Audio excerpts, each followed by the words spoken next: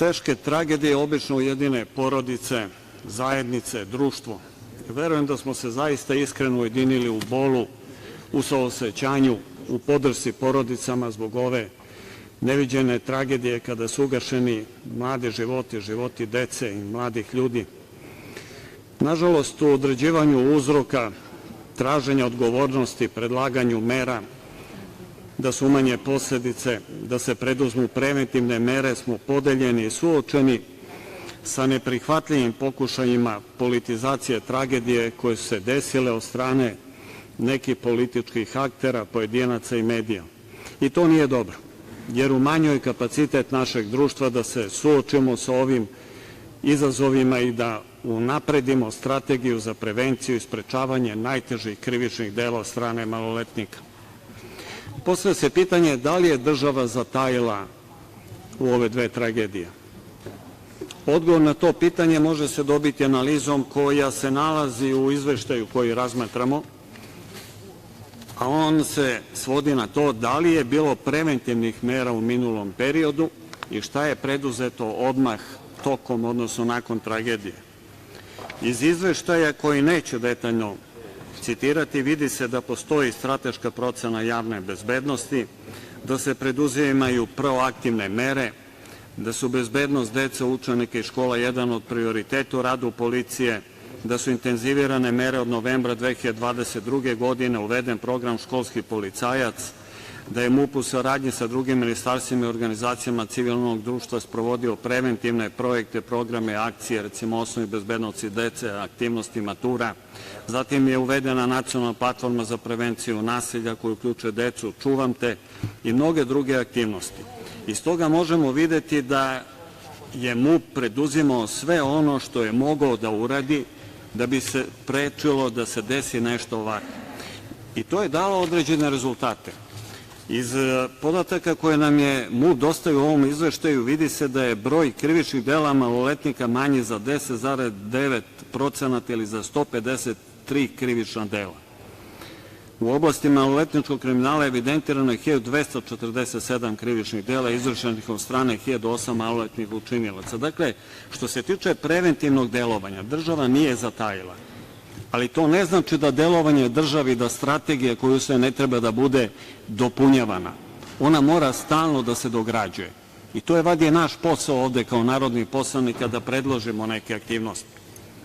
Takođe da sistem nije zatajio vidi se po merama koje su preduzete odmah nakon ovih tragičnih događaja u cilju očuvanja javne bezbednosti i da je posebna pažnja usmerena na rano prepoznavanje mogućih rizika i pretnji. Da ne citiram mere, svi ih dobro znamo.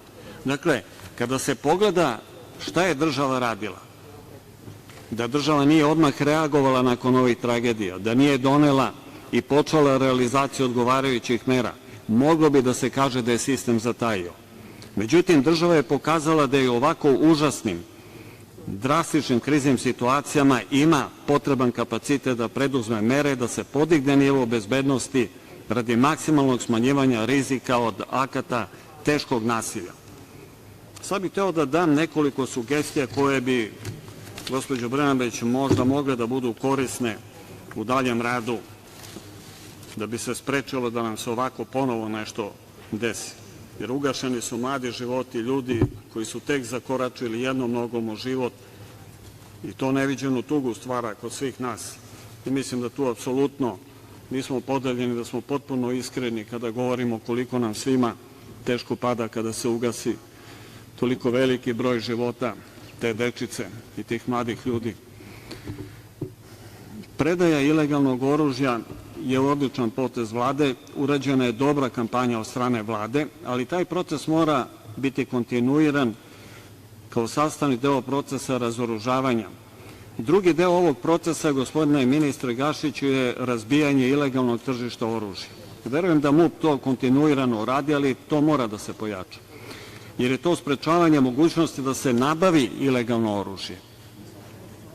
Znate, nije samo predaja postojećeg ilegalnog oružja nešto što je razoružavanje, nego i sprečavanje mogućnosti da se nabavi ponovo i da se zatvore kanali za šverc oružja.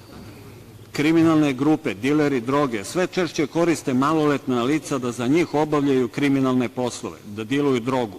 Traže od njih da se nasiljem dokazuju, da maltretiraju vršnjake, uče ih da rukuju oružjem i da ga upotrebe. I to treba da se sprečava intenzivno. Razoružavanje kriminalnih grupa i razbijanje ilegalnog tržišta oružja je dugoročna aktivnost države i mora da bude hitna aktivnost. Mislim da bi trebalo formirati jedan poseban, najširi mogući državni tim koji bi činili nadležni državni organi, institucije, stručnjaci različitih profila, domaći i strani, civilni sektor. I taj tim bi, gospođo Brnabić, mogao da preraste ili u vladinu kancelariju ili u ministarstvo, da bi definisao sveobuhvatan model delovanja države i društva na prevenciji maloletničkog nasilja, sprečavanja nasilja i pronalaženja, identifikacije i utvrđivanja odgovarajućih sankcija. Ostavite ministre bez portfelja. Dajte da formiramo jedno ovakvo ministarstvo koje će kontinuirano da se bavi ovim problemima, da pronalazi rešenja i da ih sprovodi u delo. Roditelji moraju da snose punu odgovornost, i tu se slažem sa koleginicom koja je u okviru pitanja govorila o tome, za nasilno ponašanje svoje dece ili za izvršenje nezakonitih dela od strane njihove dece. Odgovornost roditelja je najveća za nasilno i nezakonito delovanje njihove dece. Kad primete destrukciju, agresiju, nasilje kod svoje dece, i da, primećeno je da to postoji kod dece čak u vrtićima, u predškolskim ustanovama, moraju da pokušaju da to isprave kod svoje dece. Ako ne mogu sami, da traže stručnu pomoć, a ne da prikrivaju težinu nasilnog ponašanja svoje dece. Neophodno je, s druge strane, kadrovski značajno ojačati brojčano i stručno sve timove koji prate i identifikuju rizike maloletničkog nasilja, naročito u sajber prostoru, jer sajber prostor nije više virtuelna stvarnost za mlade generacije. To postaje neposredno svakodnevno okruženje u kome se oni kreću, kome žive i koji ih vaspitava. Mnogo više nekada od porodice. Treba da se preduzmu odgovarajuće mere, da se roditelji nateraju da više obrate pažnju na destruktivno ponašanje svoje dece, ako ga uoče. Neophodna je snažna kampanja, medijska kampanja, da se ove stvari prikažu na način koji može da bude preventivno odvraćajući, da niko ne čini takva dela. Mislim da moraju da se uvedu obavezne periodične stručne edukacije roditelja, dece u osnovnim i srednjim školama bez izuzetka, kojim bi se roditelji naučili da prepoznaju promene u ponašanju svoje dece koje mogu da dovedu do nasilnih radnji i kriminalnih aktivnosti. Ministarstvo obrazovanja i Ministarstvo zdravlja smatram da treba da stručno osmisle i podele svakom roditelju u elektronskoj i štampanoj formi uputstvo kako da prepoznaju nasilne elemente u ponašanju svoje dece, na koje znakove da obrate pažnju koji ukazuju na početak ili odmaklu fazu nasilnog ponašanja dece. Uputstvo treba da sadrži predlog mera koje roditelji treba da preduzmu u takvim slučajevima, kome da se obrate za stručnu pomoć. Periodično da psiholozi obavljaju razgovore sa svim roditeljima, da vide ima li problema u porodici, ima li asocijalnog ponašanja, agresije kod njihove dece, ima li ispoljavanje ili nagoveštaje nasilnog ponašanja, da ti razgovori budu obavezni za sve roditelje i da bez mišljenja psihologa nakon tih razgovora dete ne može da pređe u viši razred. Porodica je kamen temelja za borbu protiv maloletničkog nasilja i delikvencije, za sprečavanje novih užasnih tragedija. Svaka nesuglasica, svađa, nasilje u porodici izaziva reakciju dece na različite načine, od povlačenja u sebe preko depresije do nasilja prema drugima. Porodica nema alternativu u vaspitanju dece. Država, obrazovni sistem, razne institucije i svi drugi mogu da budu samo pomoć porodici u vaspitanju dece. I na kraju, želeo bih da kažem nešto što me duboko pogodilo i iritiralo. Kakva je ideologija protesta protiv nasilja? Obrazac te ideologije protesta protiv nasilja videli smo u dnevnom listu Danas. Petričić, karikaturista, kaže sledeće: ulazak u predsedništvo i skupštinu i za uši izvlačenje trenutnih stanara. Ti stanari su izabrani od strane građana. Bilo je to kompletno vreme poslaničke grupe. To je njihov obrazac borbe protiv nasilja. Nasilni upadi u institucije, nasilno preuzimanje vlasti.